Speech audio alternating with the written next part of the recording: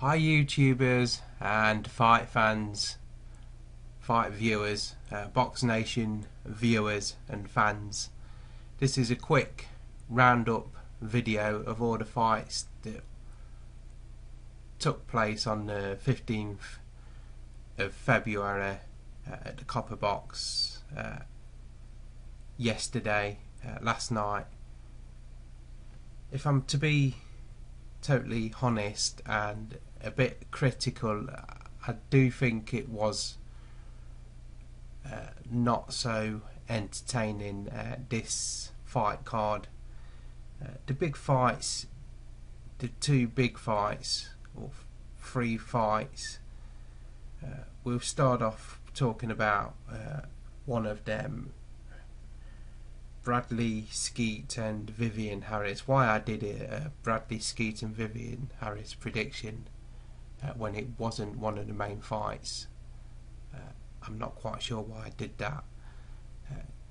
View wise, it didn't fly with the views, and it was a bit pointless doing the actual prediction, to be honest, from a view count perspective. Anyway, we'll start off with that fight. Skeet, it came through the fight okay, you know, he won the majority of the rounds. It wasn't a dazzling performance by Skeet by any means. An okay fight. I got a bit disinterested in the latter rounds and started watching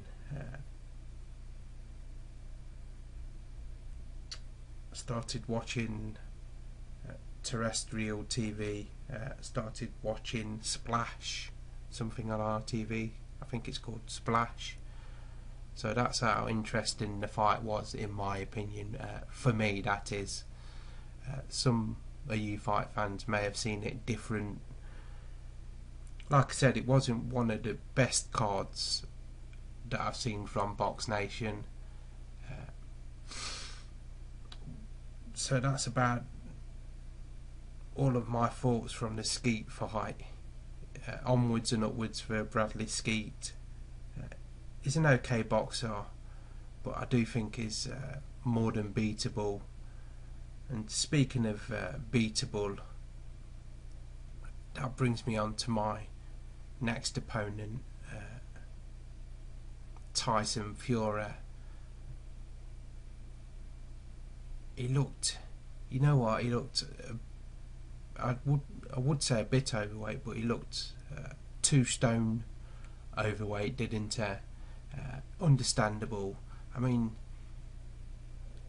people keep talking about it, keeps getting mentioned, but when it was due to fight David Haye, and a week before that fight, Haye pulls out with that cut. He looked in great shape. He looked about 17, 18 stone. He comes into this fight. I think he underestimated his opponent in this one, the American, to be honest. And the American caught him with some shots that didn't land flush, in my opinion. And his legs did some sort of dance, didn't they? And they wobbled about. It was a bit of a late reaction from Fury in one of the shots. His legs did it, but he comes on strong, doesn't he? When he looks as though he feels as though he's a bit hurt, it's like panic sets in, and he has to try and finish his opponent or be finished. Do you know what I mean? It's like that with Fury, but he comes through the fight. He gets through that fight. I think it was in the 4th round, 4th or 5th round. He knocked him down a couple of times. A good refereeing, in my opinion. He let him get up, and because one of the knockdowns was like a second, practically on the bell, you know. So it went to the 4th round, I think it did. Good prediction by Buns there. He said it would be over in 3. Not quite. 4th round finished by Fury. So Next fight, I'd like to see him fight Del Boy Chisora for sure. Del Boy didn't look too great in his fight, did he? Against his opponent.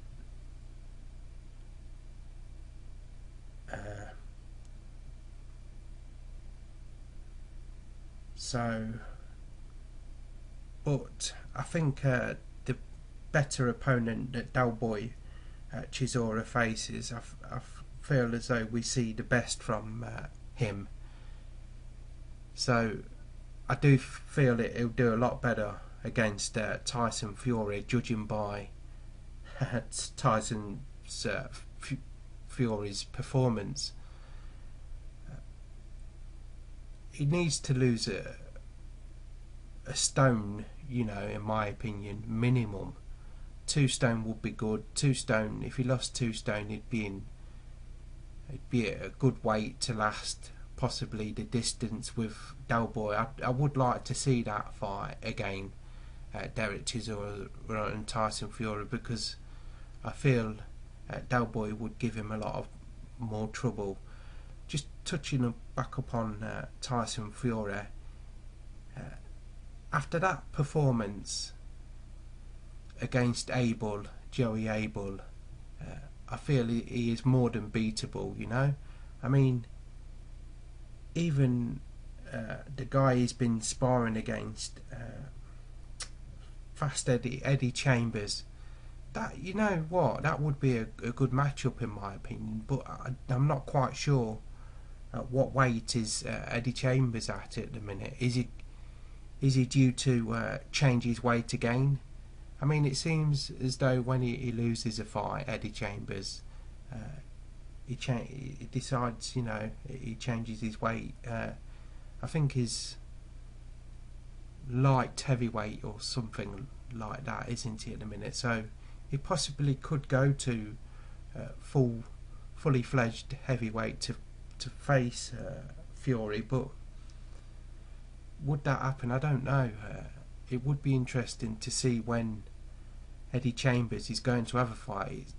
The few and far between at the minute. I feel as though he still has something to offer the heavyweight division, but I think his better days are behind him at the minute for Eddie Chambers.